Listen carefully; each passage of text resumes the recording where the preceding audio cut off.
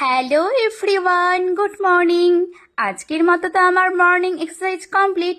আর আজ এতটা পরিমাণ ঘেমে গেছি যে পুরো ভিজে গেছি, সাথে সাথে আমার জামাটাও পুরো ভিজে গেছে।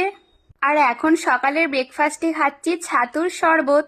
তারপর নিজের কিছু কাজ ছিল, সেগুলো কমপ্লিট করে নিয়ে ওই 11টার দিকে এখন খাচ্ছি 1 প্লেট ফল।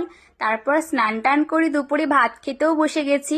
আর আজ দুপুরে মেনুতে আছে ভাত, তার সাথে আছে শাক ভাজা, একটা ছোট্ট সাইজের পেঁয়াজি নিয়েছি, আর মা করেছিল আলু দিয়ে মাছের ঝাল।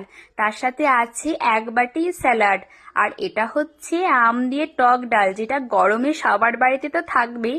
আর এই স্পেশাল মেনুটা হচ্ছে এঁচোড়ের কোপ্তা কারি, যেটা খেতে জাস্ট দুর্দান্ত হয়েছিল। আর এখন ভাত খেতে খেতে টিভিতে দেখছি ঠাকুমার ঝুলি, যেটা বাড়িতে থাকলে আমি ভাত খেতে খেতে সব সময় দেখি। আর আজ লাঞ্চের মেনুতে তো অনেক কিছুই আছে। Thanks for watching, by.